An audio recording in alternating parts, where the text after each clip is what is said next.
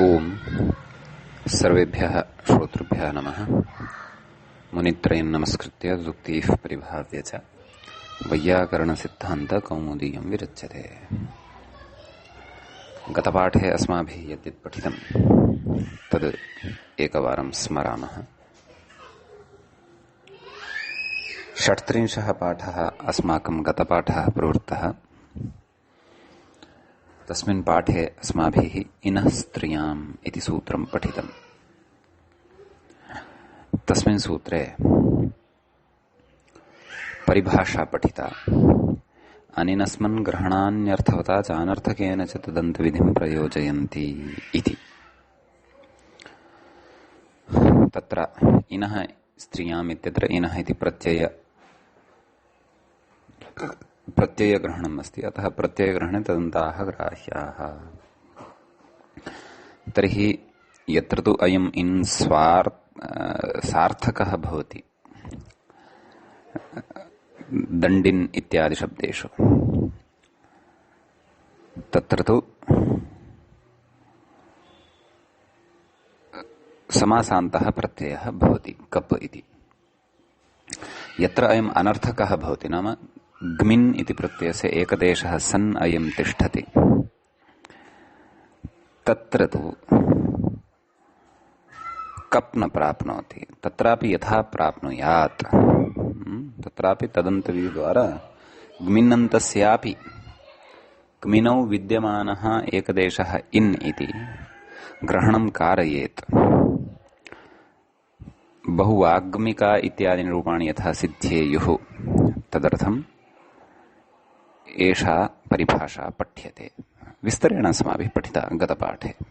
भवतु। ततः परम् अस्माभिः शेषाद् विभाषा इति सूत्रस्य आरम्भः कृतः। शेषाद् विभाषा इत्यत्र सूत्रार्थवैशिष्ट्यं पठितम्। शेषात् इति पदेन अर्थद्वयं स्वीकृतम्। एकं तु अनुक्तसमासान्तात्, अपरञ्च शेषाधिकारस्थात् इति।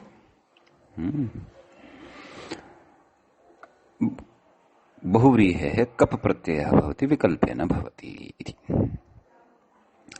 नाम अनुक्तसमासान्तः अपि स एव अपेक्षितः, यस्मात् यः समासः नाम यः बहुव्रीहि समासः शेषाधिकारस्थः एव भवति, तद्बहिर्भूतः न। अपि च शेषो बहुव्रीहि इत्यत्र शेषाधिकारः अनेकमन्यपदार्थे इत्येतावदेव भवति। ततः अग्रे बहुव्रीहि प्रकरणस्य यानि अनेकमन्यपदार्थे इति सूत्रं विहाय अन्यानि सूत्राणि वर्तन्ते। तेषु सूत्रेषु शेषशब्दः नानुवर्तते। बहुव्रीहिः इति पदं तु अनुवर्तते, शेषः इति पदं नानुवर्तते इत्यपि विषयः अस्माभिः विस्तरेण पठितः। एतत् शब्दपठनसमये नाम एतत् सूत्रपठनसमये तत्र महायशस्कः महायशाः इति विकल्पेन उदाहरणद्वयं दृष्टम्। ततश्च तत्र प्रत्युदाहरणानि कानिचन चिन्तितानि। नाम अनुक्तसमासान्तादि इत्यादि किमर्थम् उच्यते इति चेत् यस्मात् समासान्तः उक्तः वर्तते तस्मात् विकल्पेन एषः कप् न भवतु। शैषिकः कप् एषः उच्यते। यथा व्याघ्रपात्, सुगन्धिः, विप्रपथः इत्यादिषु उदाहरणेषु सर्वत्रापि पूर्वं समासान्तव्यवस्था उक्ता वर्तते, समासान्ताः प्रत्ययाः उक्ताः वर्तन्ते। अतः एतेभ्यः तत्र शैषिकः कप् विकल्पेन न भवति, कबेव न भवति इत्यर्थः। ततः अग्रे कश्चन विचारः इदानीम् आरब्धः वर्तते। सः कः विचारः चेत् शेषाधिकारस्थात् किम् इति।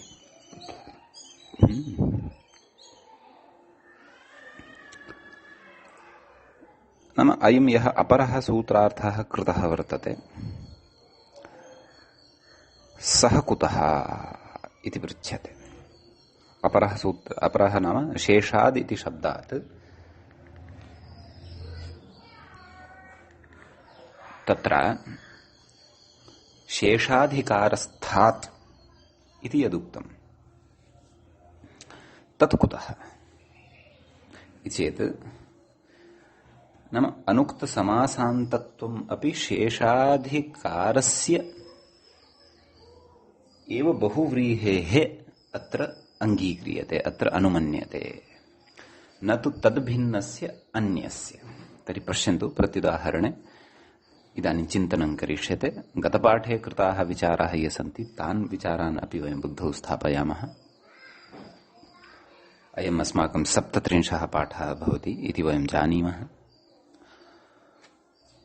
शेषाधिकारस्थात् किम् चेत् तत्र कथ्यते उपबहवः इति, एवं खलु। तत्र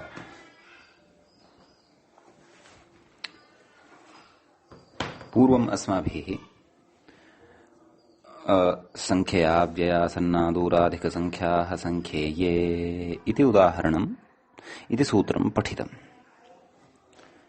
तस्मिन् सूत्रे अस्माभिः नाम अव्ययादीनि यानि वर्तन्ते तेषाम् अव्ययादीनां संख्येये विद्यमाना या संख्या तया संख्यया समासः दृष्टः, एवं किल। तत्र अव्ययस्य संख्यया समासः दृष्टः उपदशाः। कथं तस्य विग्रहः? दशानां समीपे ये सन्ति ते उपदशाः। प्रकृते अपि बहूनां समीपे ये सन्ति ते उपबहवः इति प्रयोगः भवति। बहुशब्दः संख्यावाचकः, अतः तस्य सूत्रस्य प्रकृते प्रवृत्तिः अस्ति। कस्य? संख्यया व्यया सन्नादूराधिकसंख्याः संख्येये इति। बहुनां समीपे ये सन्ति ते उपबहवः। बहुनां समीपे ये सन्ति ते लौकिकविग्रहः, अलौकिकविग्रहः उपबहुजस्। संख्यया व्यया सन्नादूराधिकसंख्याः संख्येये इत्यनेन सूत्रेण तत्र समासः विधीयते। समासानन्तरं प्रातिपदिकसंज्ञा सुबलुक उपबहु इति आयाति। ततः जस् प्रत्यये सति बहु इत्यत्र उकारस्य गुणः ओ जसि च इत्यनेन अवादेशः उपबहव अस् उपबहवस् सुसस्य ऋत्व विसर्गे उपबहवः इति रूपं भवति। इदानीं पश्यन्तु, अत्र सिद्धं यत् उपबहवः इति पदम् तस्मात् पदात् अथवा उपबहु इति यत् अत्र बहुव्रीहि शब्दः सिद्धः तस्मात् यः कोऽपि समासान्तः नोक्तः। इतः पूर्वं नाम शेषाद् विभाषा इतः पूर्वम् अस्माभिः या कापि समासान्तव्यवस्था पठिता, अच् प्रत्ययो वा इदादेशो वा लोपादेशो वा अथवा भिन्ना काचित् व्यवस्था वा, सा या कापि व्यवस्था प्रकृते समासान्तरूपिणी न प्रवर्तते। समासान्तव्यवस्था अत्र नास्ति एव। परन्तु अत्र येन समासः उक्तः, केन समासः उक्तः? संख्यया व्यया सन्नादूराधिकसंख्याः संख्येये इति सूत्रेण तत्सूत्रं शेषाधिकारस्थं नास्ति। नाम अस्य उपबहु इति शब्दस्य, बहुव्रीहौ निष्पन्नस्य शब्दस्य शेषाधिकारसमासस्थ इत्यर्थम अनुक्त समासान्तत्वं नास्ति। समीचीनम्। नाम अनेकमन्य पदार्थे इत्यनेन अत्र समासः नास्ति। नाम अनुक्त समासान्तत्वं तस्य एव अत्र गृहीष्यते यस्य बहुव्रीहेः समासः अनेकमन्य पदार्थे इत्यनेन एव कृतः वर्तते। अतः तत्र शेषाधिकारस्थात् इति वचने सति, नाम शेषात् इत्यपि अर्थग्रहणद्वारा तत्र प्रकृते शैषिकः कप् न भवति। नाम तत्र शेषाद् विभाषा इत्यनेन कबेव न भवति इति। कुतः? यतः अयम् अनुक्त समासान्तत्वं तु भजते, परन्तु अस्य शेषाधिकारस्थत्वं नास्ति इति। खलु कप इति समासान्तः, नाम कप इति विकल्पेन यः, नाम शेषाद् विभाषा इत्यनेन सूत्रेण विकल्पेन कप तस्मादेव बहुव्रीहेः भविष्यति। यद् बहुव्रीहिः अनेकमन्यपदार्थे इत्यनेन सूत्रेण विधीयते, अपि च तस्मात् यः कोऽपि समासान्तः प्रत्ययः न उक्तः भवति।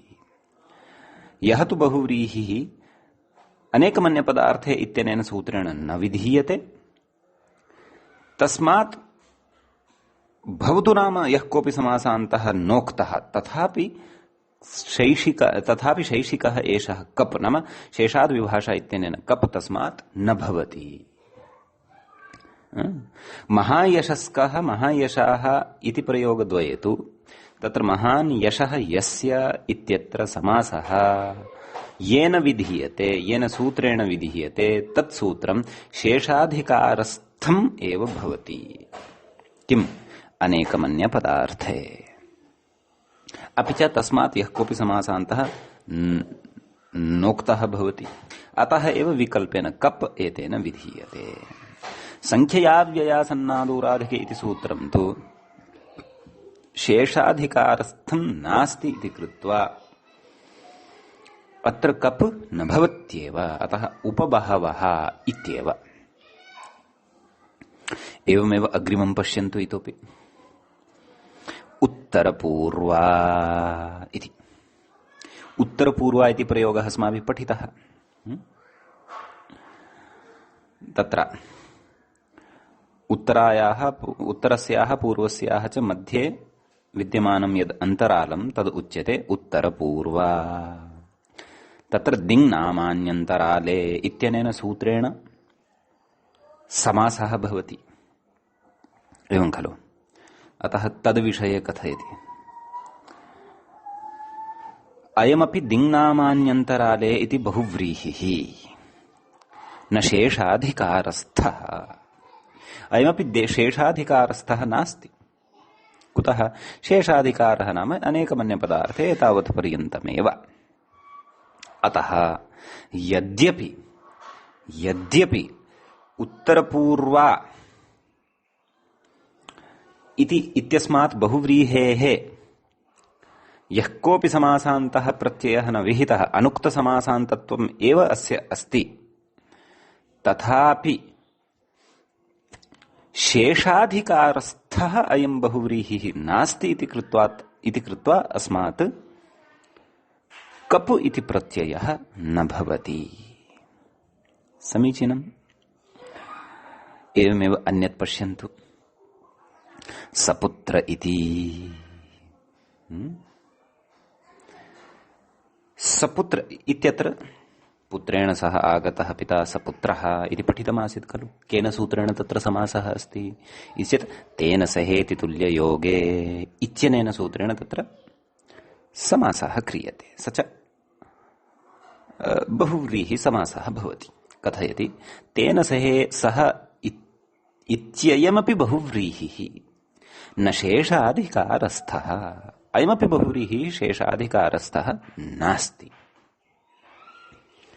अतः अपि च अस्मादपि यः कोऽपि समासान्तः प्रत्ययः यद्यपि नोक्तः अस्ति सत्यम्, परन्तु अयं शेषाधिकारस्थः बहुव्रीहिः नास्ति इति कृत्वा अस्मात् कप् प्रत्ययः न भवति। कुतः? तत्र शेषाधिकारस्थात् बहुव्रीहेः इत्युक्तत्वात्। एकं सूत्रम् इतोपि अवशिष्टं भवन्तः स्मरेयुः।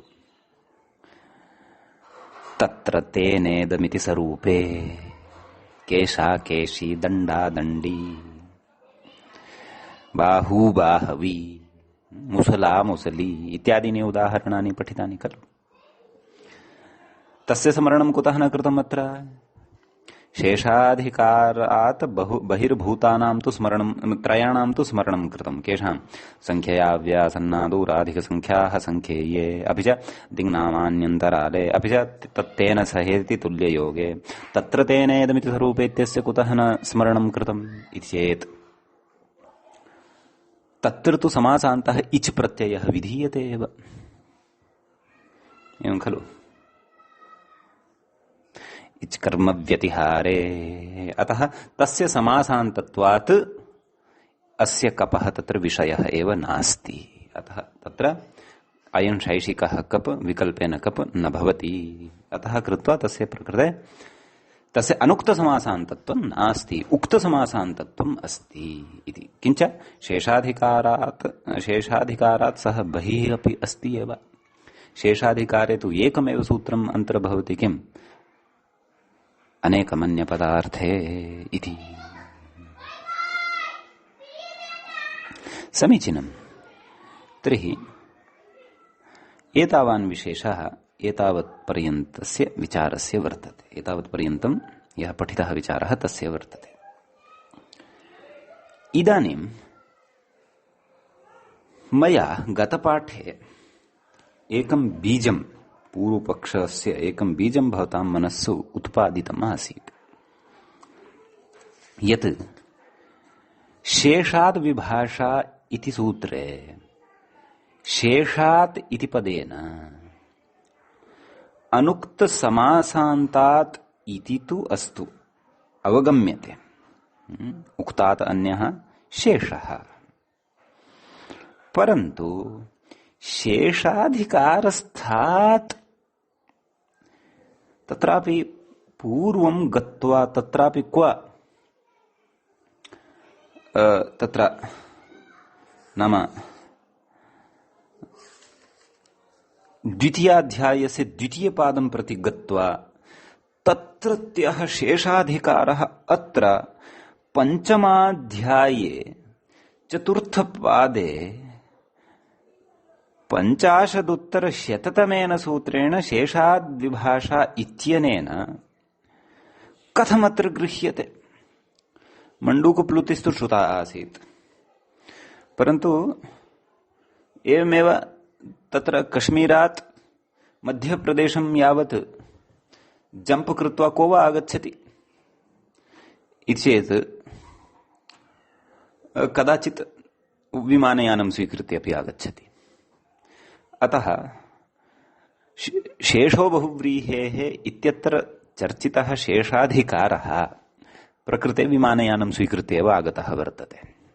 इदं विनोदाय उच्यते, परन्तु नाम शेषाद् विभाषा इत्यत्र शेषात् इति पदेन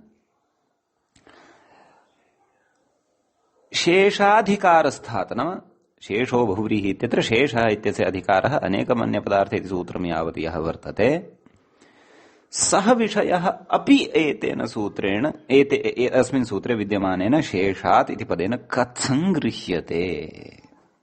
अनुक्तसमासान्तात् इति तु अवगम्यते। इतः पूर्वं समासान्ताः केचन उक्ताः, ततः यः अवशिष्टः कः, नाम येभ्यः समासान्ताः न उक्ताः ते अवशिष्टाः खलु। अतः तेभ्यः विकल्पेन कप् भवति इति तु अवगम्यते। परन्तु अनुक्तसमासान्तत्वमपि कीदृशं स्यात्? नाम तत्र बहुव्रीहिः अनेकमन्य पदार्थे इत्यनेन सूत्रेण शेषाधिकारस्थेन एव बहुव्रीहि उक्तः स्यात् तद्भिन्नैः सूत्रैः नोक्तः स्यात् इति अपरः अपि अर्थः यत्र अत्र शेषाधिकारस्थात् इति एषः अर्थः यः स्वीकृतः सः अर्थः कथं स्वीकृतः कया युक्त्या स्वीकृतः इति तत्र अस्माभिः अधुना अग्रे विचारः करिष्यते। पश्यन्तु, पूर्वपक्षः पठनीयः। ग्रन्थकारेण यः उपस्थाप्यमानः वर्तते ननु इत्यतः आरभ्य किं कथयति?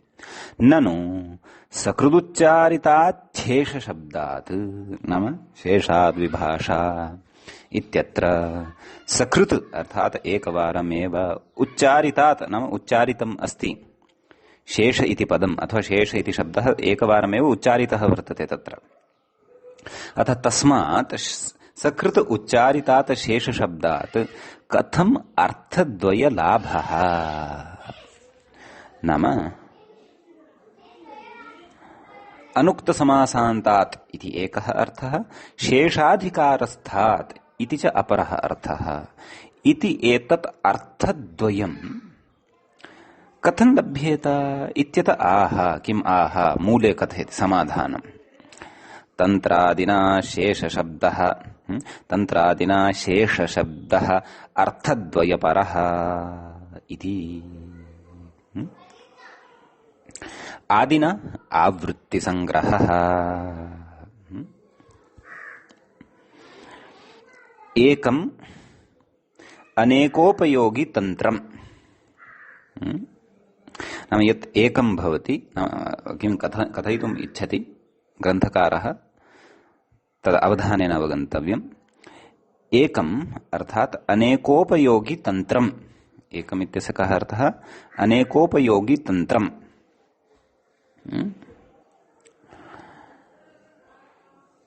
तेन आदिना इत्यस्य कः अर्थः? नाम आदिना आदिशब्देन आवृत्तिसंग्रहः क्रियते इत्यर्थः। नाम शेषशब्दः तत्र आवृत्तितया वारद्वयं स्वीक्रियते, तस्य आवर्तनं क्रियते, तत्र एकवारम् इतोपि पाठः क्रियते इत्यर्थः। अतः एकम् अनेकोपयोगी तन्त्रम् इति। नाम एकं यद् भवति तद् अनेकोपयोगी भवति, तच्च तन्त्रम् इत्युच्यते। नाम यत्र एकमेव किमपि वस्तु अनेकोपयोगी भवति तत् तन्त्रम् इत्युच्यते। कथयति अग्रे, उच्चारयित्रा तन्त्रेण उच्चारितात् शब्दात् नाम यः उच्चारयित्रा वर्तते, उच्चारयित्रा कः वर्तते? यः उच्चारयिता भवति, उच्चारयिता कः वर्तते? पाणिनिः, सूत्रकारः। तेन तन्त्रेण, तन्त्रं नाम तदेव अनेकोपयोगी यद्भवति, तन्त्रेण उच्चारितात् नाम तन्त्रविवक्षया तस्य उच्चारणं कृतं वर्तते, एकस्य एव उच्चारितात् शब्दात् आवृत्त्या बोधः इति बोध्यम्। नाम तत्र आवृत्तिः क्रियते तस्य पदस्य, एवं खलु? शेषः शेष इति वारद्वयं तत् पठ्यते, ततः द्वयोः एकशेषः क्रियते, शेष इति तस्मात् पञ्चमी विभक्तिः भवति। अतः आवर्तनद्वारा प्रकृते एवं रीत्या बोधो जायते। यतः एतादृशम् आवर्तनम् अस्माभिः अत्रापि पठितम् आसीत्, भवन्तः स्मरेयुः। अर्थवदग्रहणे किं प्रातिपदिकसंज्ञाविधायकं सूत्रम् अर्थवदधातुरप्रत्ययः प्रातिपदिकम्, तत्र प्रत्ययशब्दः आवर्त्यते। अतः तत्र प्रत्ययस्य प्रत्ययान्तस्य च प्रातिपदिकसंज्ञायाः तत्र निषेधः क्रियते। अधातुरप्रत्ययः प्रातिपदिकम् इत्यनेन। समीचीनम्। अतः प्रकृते अपि शेषशब्दः यः वर्तते सः तन्त्रेण उच्चार्यते, नाम तस्य अनेकोपयोगित्वं पुरस्कृत्य सूत्रकारेण उच्चार्यते। ततः तस्य अत्र आवृत्तिः अस्ति इति अवगन्तव्यम् इति। ततः एकस्मादेव शब्दात् अत्र अर्थद्वयं प्रस्फुटितं भवति इति। एकः अर्थः तु अनुक्तसमासान्तात् इति, अपरः अर्थः तत्र शेषो बहुव्रीहिः इत्यत्र शेषाधिकारे यद् बहुव्रीहि विधानम् उक्तं वर्तते तदेव, नाम सः एव बहुव्रीहिः तत्र ग्राह्यः इत्यपि अन्यः अर्थः शेषशब्दात् गृह्यते इत्यर्थः। तत्र निदर्शनं ददाति एकं। किं कथयति अग्रे? किं कथयति? श्वेतो धावति इत्यादौ सकृदुच्चारणेन अपि, नाम एकवारम् उच्चारणेन अपि श्वा इतः धावति, श्वा अर्थात् शुनकः, इतः नाम अस्मात् स्थानात्, धावति धावनं करोति, गतिं करोति। अपरः अर्थः श्वेतगुणको धावति, नाम यः श्वेतः वर्तते, श्वेतवस्त्रवान् वा अथवा यस्य वर्णः एव श्वेतः वर्तते, वृषभो वा यः कोऽपि वा, तद्गुणवान् धावति इत्यपि अर्थः तस्य आयाति। एवञ्च श्वेत इति शब्दात् अर्थद्वय प्रस्फुटनं भवति, अर्थद्वयबोधः तत्र भवत्येव इति एवं किमुक्तम् इत्येवम् अनेकार्थबोधदर्शनादिति भावः। नाम लोकेऽपि यथा लोकस्य निदर्शनं दत्तं, नाम श्वेतो धावति इत्यत्र सहृदुच्चारणेन, नाम एकवारम् उच्चारणेन अपि तत्र द्विविधः बोधः जायते। यद्यपि लोके तु कदाचित् प्रसङ्गानुरोधेन अर्थद्वयस्यापि ग्रहणं न स्यात्, परन्तु बोधस्तु जायते खलु। यथा श्वा इतः धावति इति, अथवा श्वेतगुणकः नाम श्वेतवर्णीयः कश्चन धावति इति अर्थः, अर्थद्वयस्य उपस्थितिस्तु जायते। प्रकृते अर्थद्वयस्य उपस्थितिः शेषात् इति शब्देन जायते, परन्तु अत्र अपेक्षानुसारं, शब्दानाम् अनुशासनानुसारं, शब्दानां स्थित्यानुसारं अथवा तत्र व्याख्यानात् द्वयोः अपि अर्थयोः ग्रहणं क्रियते। नाम अनुक्त समासान्तात् शेषाधिकारस्थात् इति। अनयोः द्वयोः अपि ग्रहणात् वयं सर्वत्र व्यवस्थां कुर्मः। तस्मात् उपबहवः,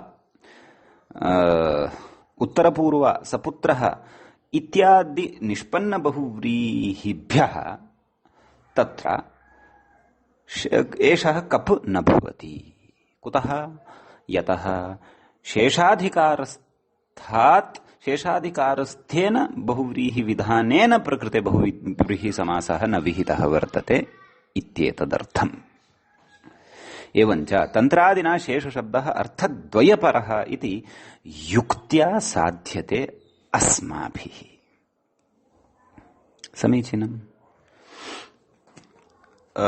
एतादृश अर्थकरणे शेषशब्दस्य तत्र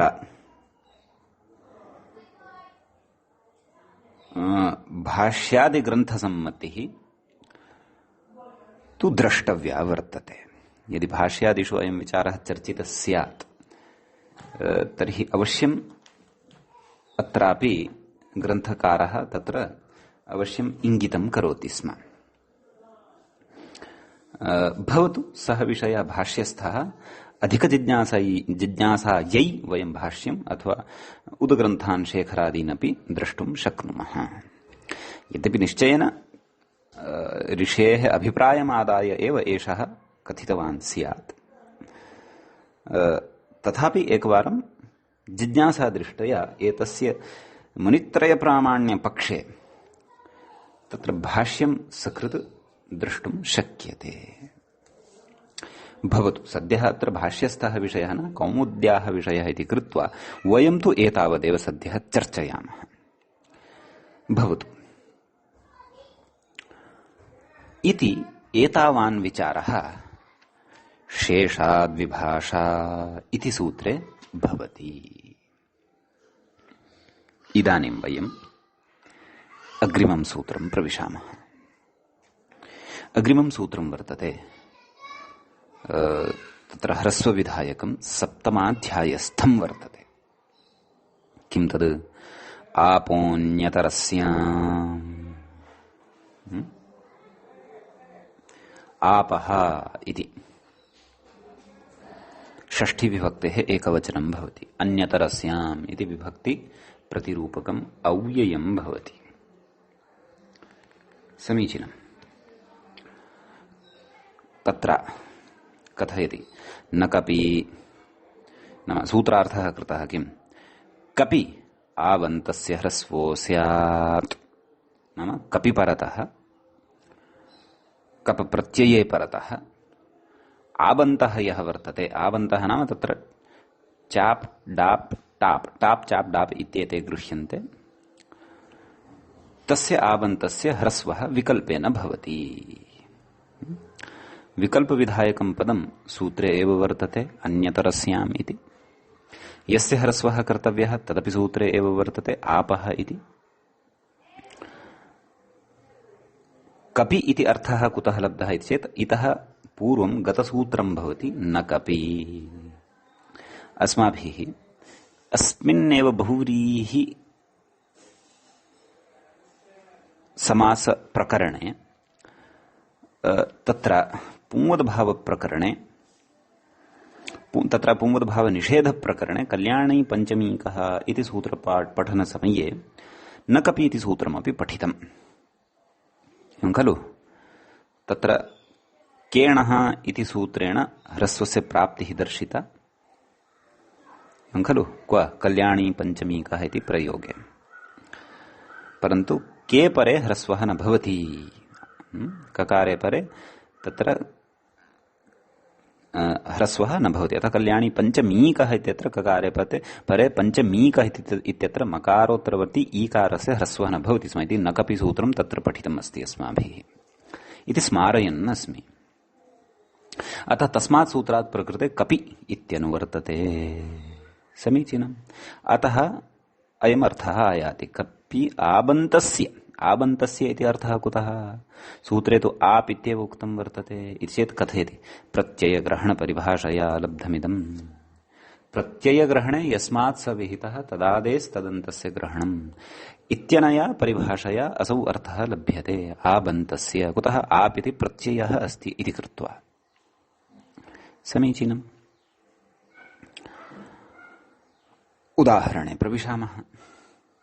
अग्रे अग्रे कथयति ह्रस्वो वा। ह्रस्वः इत्यपि अर्थः पूर्तिं नेयः खलु। कथं लब्धः अयम् अर्थः इति चेत् सप्तमाध्याये चतुर्थपादे आपोऽन्यतरस्याम् इत्यतः पूर्वं सूत्रेषु वर्तते सूत्रं शूद्रप्रां ह्रस्वो वा इत्यस्मात् सूत्रात् ह्रस्वः इत्यनुवर्तते इति कथयति। ह्रस्वो वा इत्यतः तदनुवृत्तेरिति भावः। अग्रे कथयति न कपि इति नित्यं निषेधे प्राप्ते विकल्पार्थमिदं वचनम्। न कपि इत्यनेन नित्यमेव निषेधः प्राप्यमाणः आसीत्, परन्तु एतेन विकल्पः क्रियते। विकल्पार्थम् इदं वचनं क्रियते इत्यर्थः। समीचीनम्। अग्रे उच्यते उदाहरणं बहुमालकः इति प्रयोगद्वयं साधनीयम्।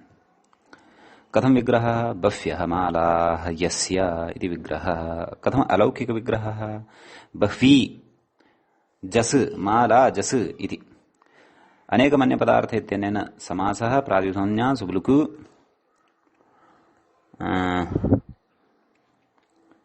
बह्वी माला इति अवशिष्यते। तत्र बह्वी माला इति यः शब्दः तस्मात् शब्दात् कप प्रत्ययः केन? शेषाद् विभाषा इत्यनेन विकल्पेन कप प्रत्ययः। कुतः? अनुक्तसमासान्तत्वम् अस्ति। केनापि सूत्रेण समासान्तप्रत्ययः न उक्तः वर्तते यः कोऽपि तस्मात्। अपि च कुतः? शेषाधिकारस्थेन सूत्रेण अत्र बहुव्रीहि समासः कृतः वर्तते अनेकमन्यपदार्थे इत्यनेन। समीचीनम्। अतः शेषाद् विभाषा इत्यनेन विकल्पेन कप् भवति इति। समीचीनम्। अतः बहुमाला बह्वीमाला क इति आयाति। बह्वीमाला क इत्यवस्थायां तत्र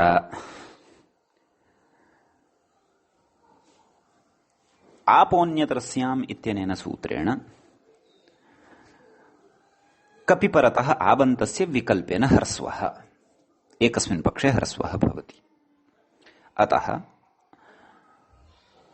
बह्वी मालकः, यत्र ह्रस्वः न भवति तत्र तु बह्वीमालाक इत्येव अवशिष्यते। समीचीनम्। अतः किम् आयातम्? बह्वीमालक इति। बह्वीमालक इत्यवस्थायां स्त्रियाः पुंवदभाषद्वंसकादनुं समानाधिकरण स्त्रियामपूर्णि समानाधिकरणे स्त्रियामपूर्णि प्रियादिषु इत्यनेन सूत्रेण पुंवदभः। बह्वी इत्यत्र नीपः निवृत्त्या बह्वादिभ्यश्च इत्यनेन विहितस्य स्त्रीप्रत्ययस्य निवृत्त्या बहु इति आयाति। अतः बहुमालाकः, यत्र ह्रस्वः न भवति, केन आपोऽन्यतरस्यां यस्मिन् पक्षे तत्र किं रूपं? बहुमालाकः। यत्र आपोऽन्यतरस्याम् इत्यनेन सूत्रेण ह्रस्वः भवति कपि परतः आबन्तस्य, तत्र बहुमालकः इति प्रयोगः भवति। मूले उक्तः अस्ति सः द्वितीयः प्रयोगः विकल्पपक्षः। यत्र कबेव न भवति, शेषाद्विभाषा विकल्पेन खलु कप् उक्तः, तत्र तु बहुमालः इत्येव प्रयोगः। तत्र ह्रस्वः केन? बहुमाला इत्यत्र आ इत्यस्य ह्रस्ववर्णः अ इति केन इति चेत् तद्ह्रस्वविधानं तत्र भवति गोस्त्रियोरुपसर्जनस्य इत्यनेन। अतः बहुमालः। अतः स्त्रीप्रत्ययपक्षे इदम् अवधानम् अवश्यं कुर्वन्तु। बहुमालाकः, बहुमालकः, बहुमालः इति त्रिधा कपः विकल्पेन, अपि च ह्रस्वस्य च विकल्पेन रूपत्रयं लभ्यते। बहुमालाकः, बहुमालकः, बहुमालः इति। समीचीनम्। बह्व्यः लताः सन्ति, मया उच्यमानं वर्तते स्वपक्षात्। बह्व्यः लताः सन्ति यस्य वृक्षस्य, सः वृक्षः बहुलताकः, बहुलतकः, बहुलतः एवं तत्र वक्तव्यम्। समीचीनम्। इति एतावान् विशेषः अस्मिन् सूत्रे वर्तते। इदानीं वयम् अग्रिमं सूत्रं प्रविशामः, नाम पुनः तत्र समासान्तप्रकरणे प्रविशामः। तत्र शेषाद्विभाषा इत्यतः अनन्तरं साक्षात् सूत्रं पठ्यते। किम्?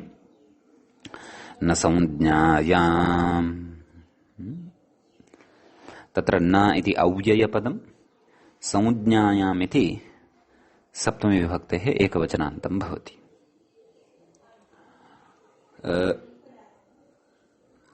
तत्र उरः प्रभृतिभ्यः कप् इत्यस्मात् कप् इत्यनुवर्तते। बहुव्रीहौ इत्यस्य अनुवर्तनं वर्तते। समासान्ताः तद्धिताः ज्ञाप्रातिपदिकात् प्रत्ययः परश्च, एतेषाम् अनुवर्तनं भवति सर्वेषामपि। समीचीनम्।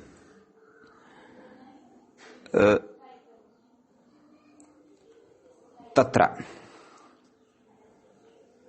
कथयति अग्रे सूत्रार्थं शेषादिति प्राप्ते इति, नाम शेषाद्विभाषा इति प्राप्तः कप्, नाम इत्यनेन प्राप्तः यः कप् न स्यात् संज्ञायां, संज्ञायां शेषाद्विभाषा इति कप् न भवत्येव, संज्ञायां गम्यमानायाम् इत्यर्थः। एवं खलु? उदाहरणं पठिष्यते। विश्वे देवा यस्य, विश्वे देवाः अस्य इति विश्वदेवः। ततः पूर्वं कश्चन विचारः व्याख्यात्रा उच्यमानः वर्तते। नाम अनन्तरस्य विध्रुवा भवति प्रतिषेधो वा शब्दाधिकारप्रकरणे एषा परिभाषा पठ्यते अस्माभिः। तत्र तत्पुरुषप्रकरणे अपि एषा परिभाषा विचारिता आसीत्।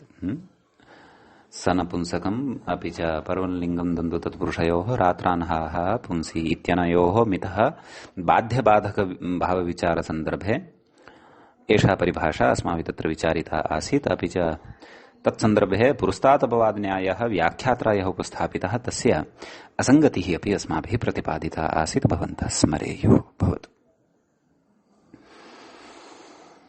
अतः किं कथयति अत्र, अनन्तरस्य विधुवा भवति प्रतिषेधो वा इति न्यायात् शेषाद् विभाषा इति विहितस्य कपः एव अयं निषेधः खलु।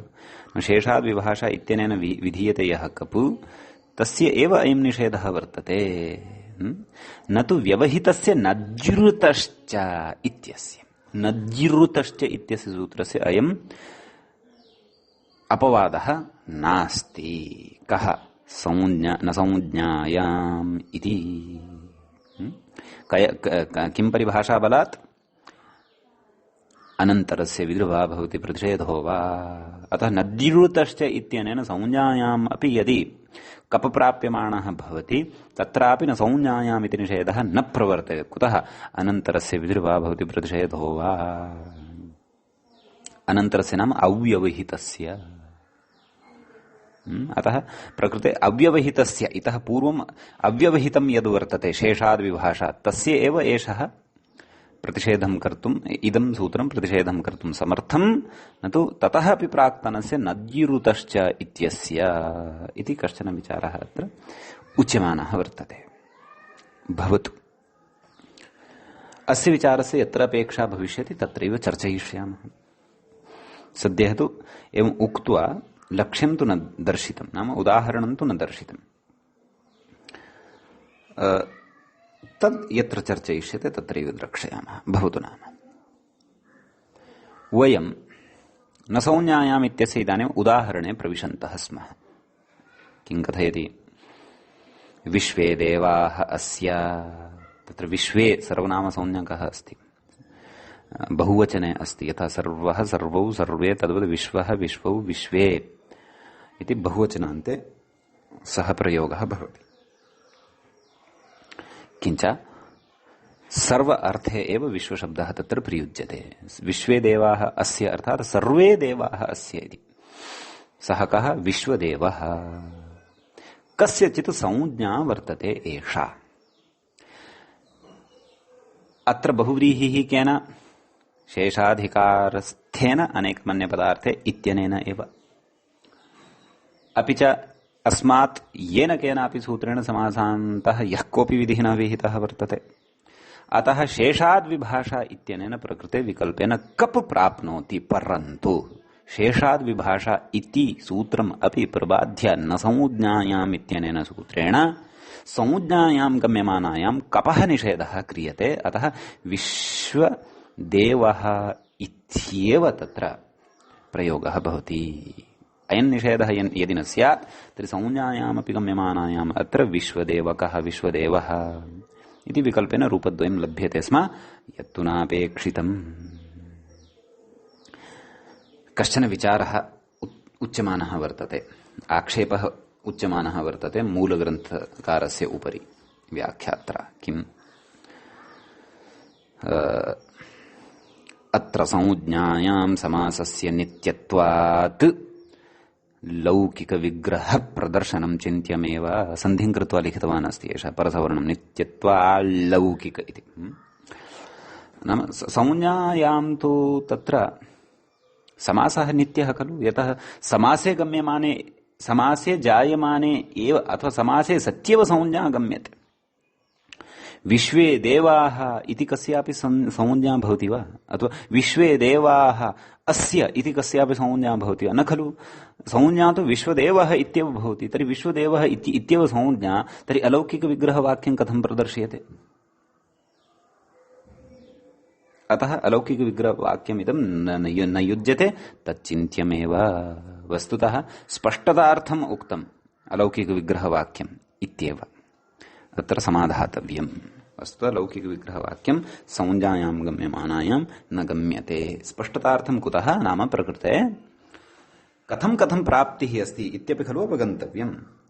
तस्य च विषयस्य अवगमनाय तस्य काचित् लौकिकविग्रह कश्चन किञ्चन लौकिकविग्रहचिन्तनं तु बुद्धौ आगच्छेदेव, ततः परमेव ज्ञास्यते यदत्र अनेकमन्यपदार्थे इति अस्ति, अपि च अनुक्तसमासान्तत्वम् अस्ति इत्यादि। अन्यथा कथम्? तथापि सत्यम् अयमपि सम्यगेव वदन् अस्ति, नाम अलौकिकविग्रहप्रदर्शनम् अत्र न युज्यते इति। भवतु इति एतावान् विषयः एतत् सूत्रगतः वर्तते। इदानीं वयम् अग्रिमं सूत्रं प्रविशामः। अग्रिमं सूत्रं भवति ईयसश्च। ईयसः पञ्चमी विभक्तेः एकवचनं भवति। च इति अव्ययपदं भवति। तत्र न संज्ञायाम् इति गतसूत्रादेव न इति अनुवर्तते। उरः प्रभृतिभ्यः कप् इत्यस्मात् सूत्रात् कप् इत्यनुवर्तते। बहुव्रीहौ समासान्ताः तद्धिताः ज्ञाप्रातिपदिकात् प्रत्ययः परश्च इत्येते यथावत् अनुवर्तन्ते। अतः सूत्रार्थः उच्यते ईयसन्तात् बहुव्रीहेः कप् प्रत्ययो न भवति।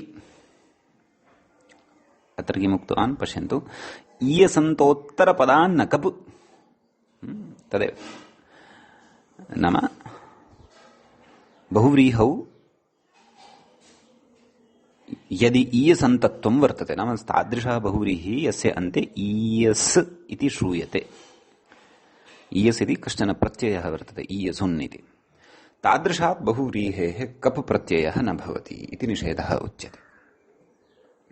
तत्र अवतरणिकां बध्नन् कथयति व्याख्याता किम्, बहुश्रेयसी शब्दे बहवः श्रेयस्यः यस्य सः बहुश्रेयसी शब्दाधिकारे अयं शब्दः अस्माभिः विस्तरेण पठितः भवन्तः स्मरेयुः।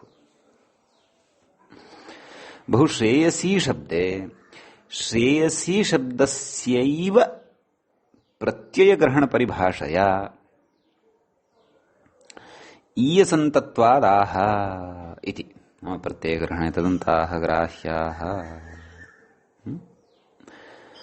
इति, नाम श्रेयसी शब्दस्य एव प्रत्ययग्रहणपरिभाषया तत्र ग्रहणं स्यात् कस्मिन् बहुश्रेयसी इत्यस्मिन् शब्दे।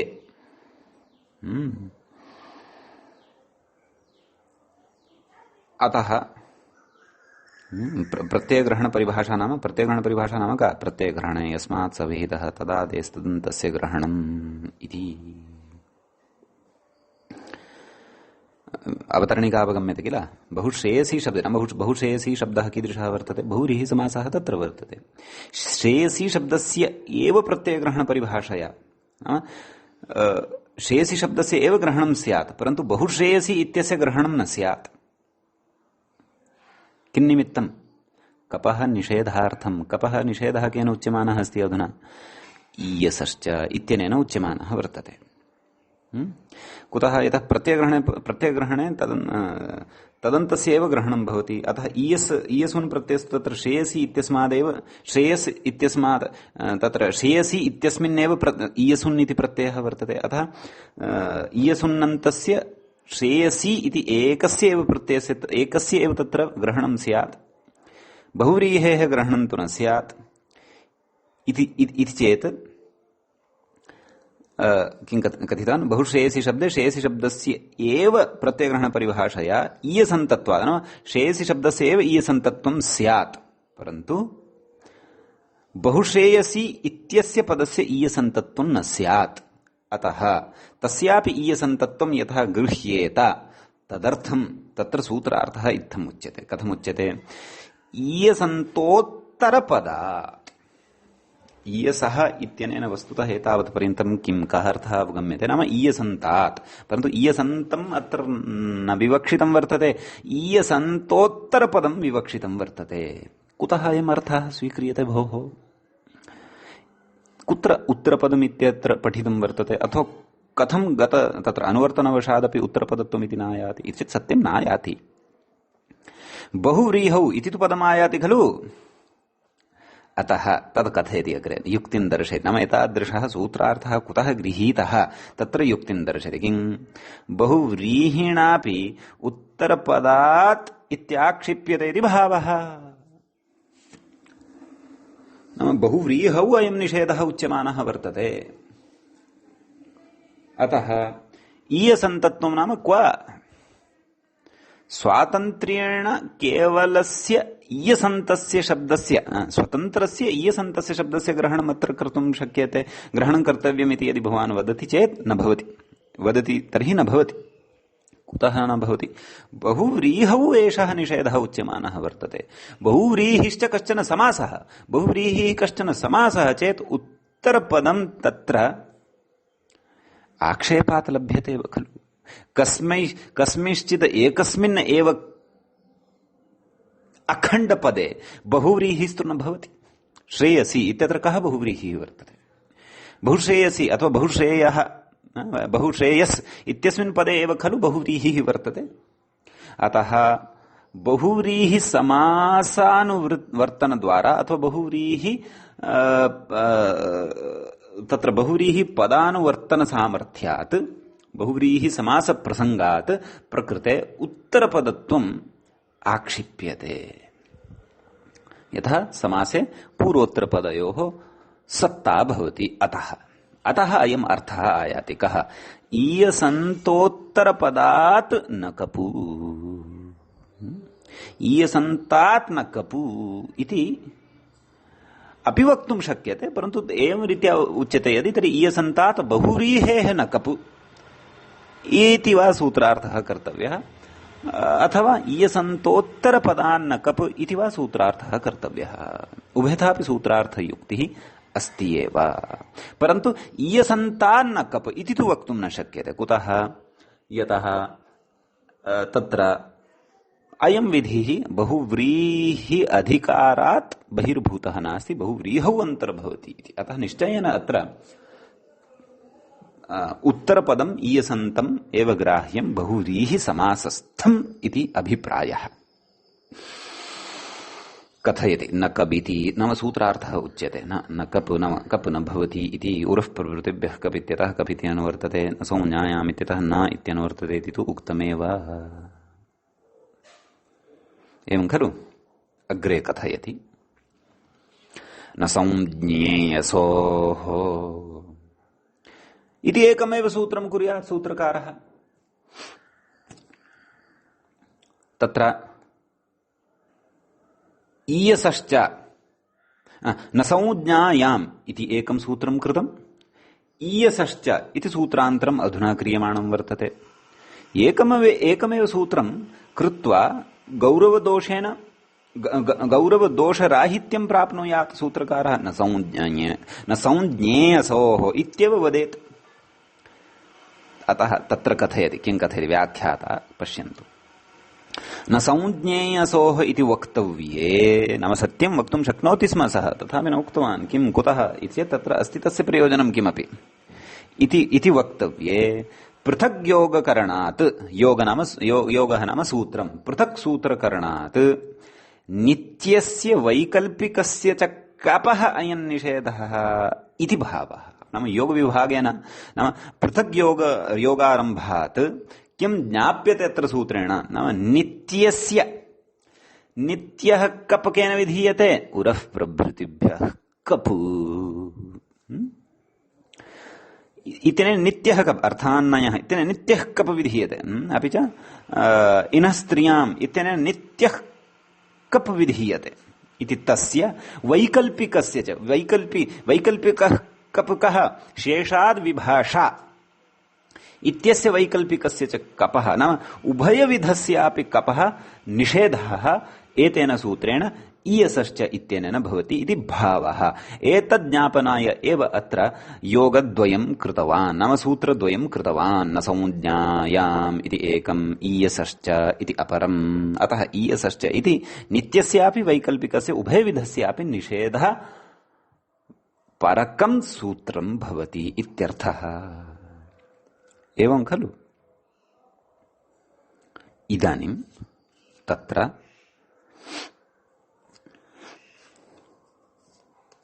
उदाहरणं पठ्यते।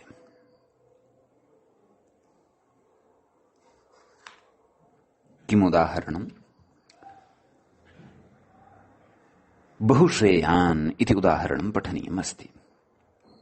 कथं विग्रहः इति चेत् बहवः श्रेयांसः अस्य इति बहुश्रेयान् इति। तत्र श्रेयांसः इत्यत्र यः मूलशब्दः वर्तते श्रेयस्, तस्य ईयसन्तत्वं कथम् इति वदन्नस्ति अग्रे ग्रन्थकारः। किं कथयति पश्यतु। श्रेयांसः अर्थात् इत्यस्य कः अर्थः? अतिशयेन प्रशस्ताः इत्यर्थः। श्रेयांसः इत्यस्य कथम् ईयसन्तत्वम् अथवा श्रेयांसः इत्यत्र विद्यमानस्य तत्र श्रेयस् इति शब्दस्य कथम् ईयसन्तत्वम् इति खलु अस्माभिः पठनीयं वर्तते। अतः कथयति अतिशयेन प्रशस्ताः, बहुवचने अथवा एकवचने अतिशयेन प्रशस्तः इति अस्माभिः वक्तुं शक्यते। इति अर्थः भवति श्रेयः इत्यस्य अथवा श्रेयान् इत्यस्य। नपुंसकलिङ्गे श्रेयः भवति, श्रेयः श्रेयसी श्रेयांसि, पुल्लिङ्गे श्रेयान् श्रेयांसौ श्रेयांसः, स्त्रीलिङ्गे श्रेयसी श्रेयस्यौ श्रेयस्यः इत्येवं रीत्या रूपाणि भवन्ति। तत्र प्रशस्य इति शब्दात् द्विवचन विभज्योपपदेतरबीयसुनौ इत्यनेन सूत्रेण ईयसुन् इति प्रत्ययः भवति। ईयसुनः नकारः इति संज्ञकः, उकारः उच्चारणार्थः, ईयस् इति अवशिष्यते। का स्थितिः लभ्यते? प्रशस्य ईय। प्रशस्यः नाम प्रशस्तः, तदेव प्रशस्तः इत्यर्थः। अतः प्रशस्य ईयस् इति स्थितिः लभ्यते। प्रशस्य ईयस् इत्यवस्थायां प्रशस्यस्य श्रः इत्यनेन सूत्रेण प्रशस्य इति शब्दस्य स्थाने श्र इति आदेशः भवति। का स्थितिः लब्धा? श्र ईयस् आदुगुणः इत्यनेन गुणः भवति। श्रेयस् इति मूलशब्दः सिद्धः भवति। समीचीनम्। अथ पश्यन्तु, श्रेयस् इत्यस्य ईयसन्तत्वं वर्तते। इदानीम् आयान्तु बहुव्रीहिं प्रति। बहवः श्रेयांसः अस्य इति बहुश्रेयान्। समीचीनम्। अलौकिक विग्रहः बहु जस् श्रेयस् जस् समासः केन? अनेकमन्यपदार्थे प्रातिपदिक संज्ञा सुबलुक बहु श्रेयस् इति आयातम्। बहु श्रेयस् इत्यवस्थायां कप् प्राप्तः। केन प्राप्तः?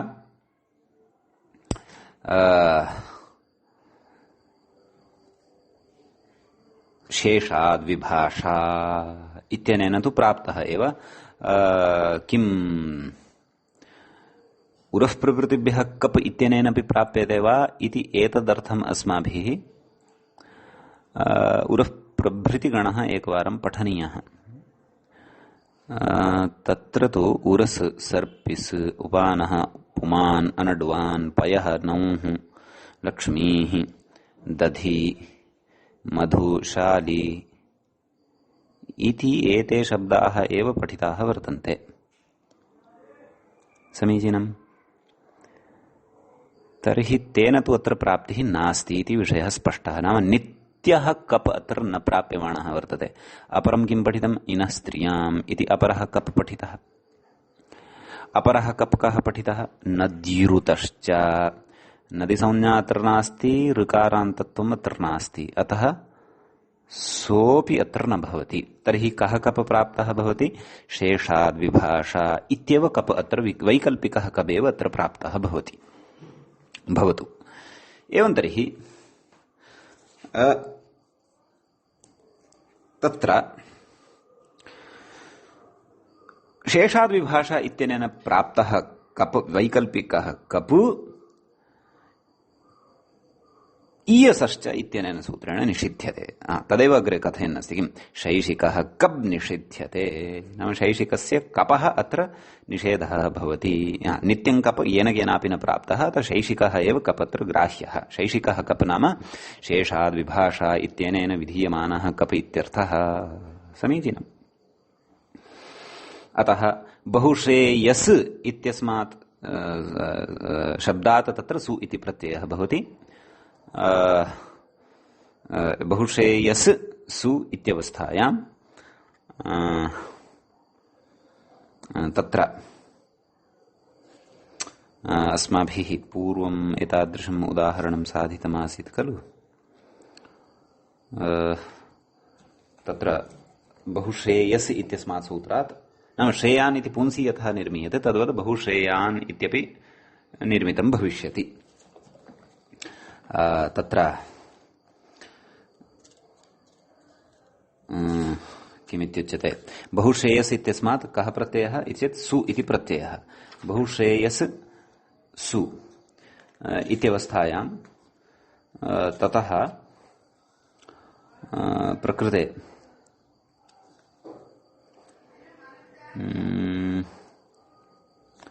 कथन रूपसिद्धिः चेत् नुमागमः भवेत् खलु।